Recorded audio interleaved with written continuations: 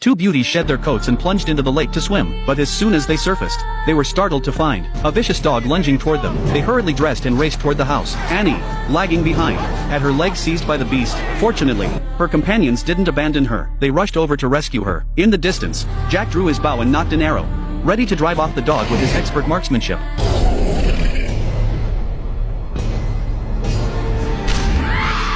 The vicious dog was utterly terrified. "You shot your own buddy, you bastard."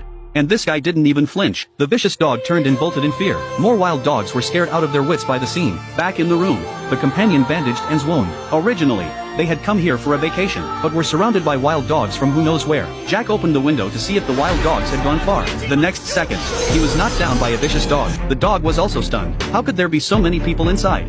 Neither side knew the other's strength. Then Lisa's eyes started away, giving the vicious dog an opening. Fortunately, Jack flashed forward and firmly grabbed the vicious dog. Mike hurriedly struck the dog's head. It seemed safe to stay inside no longer. They quickly packed their belongings to leave, but upon opening the door, they discovered their yacht had drifted to the lake's center. The group rushed toward it. Jack plunged into the water, swimming desperately toward the yacht. Yet as he neared, two vicious dogs had been waiting there all along. One dove into the water with a powerful splash. Jack panicked and swam frantically toward shore.